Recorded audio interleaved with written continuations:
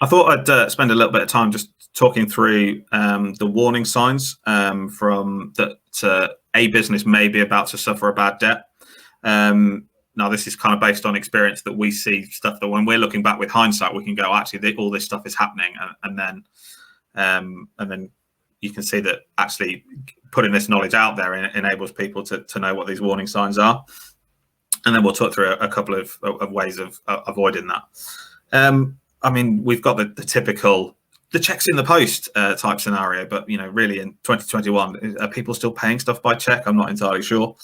One thing to watch out for is actually, are you being paid a round figure? Now, your invoice may come to exactly £1,000, but it might come to £1,012.23. But actually, if someone only pays you £750 towards that invoice, is that a sign that they're giving you a payment effectively to keep you sweet, but actually they can't afford to pay the whole balance in full at the time it's due?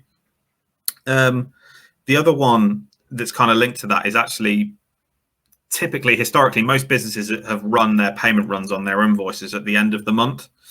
But if you get paid at the first few days of a month, that might be a sign that business is waiting for money to come in before it can then commit to making payments out.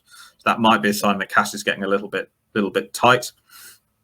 And then we kind of come on to sort of like gossip in the industry. You might have, someone else in the industry might have rung you up and said, "Oh, have you heard what's happening at XYZ business? They appear to be struggling. They're not paying me."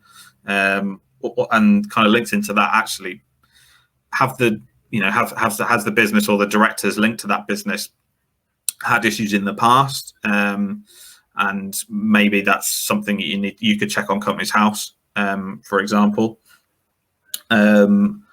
You might discover that a business or a company especially is late in filing accounts at Companies House. That might be a sign, one, that the business is quite disorganized, in which case that might suggest there's some problems there anyway, or actually they are deliberately not filing those accounts at Companies House because there is something in those accounts that's bad news and they don't want to become sort of public knowledge.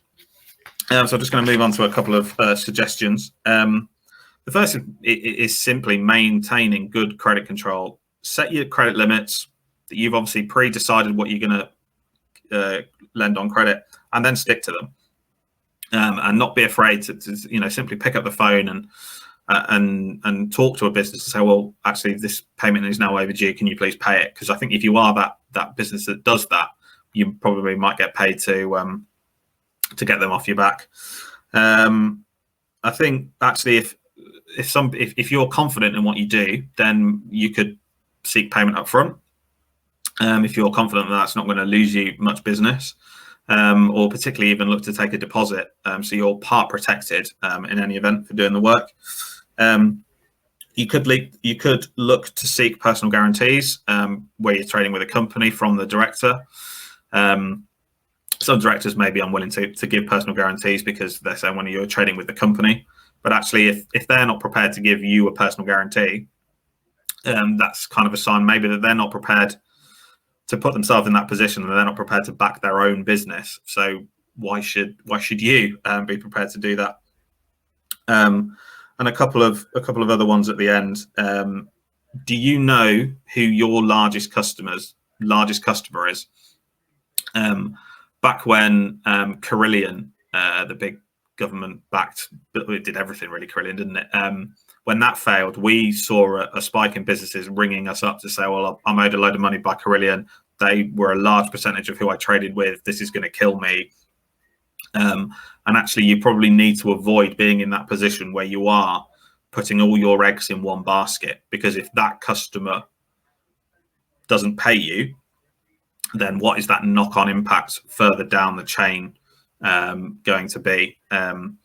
And the last one is to just make sure that you have terms and conditions about payment terms and everything, and make sure those terms and conditions are effective, and don't be afraid to use them if you need to.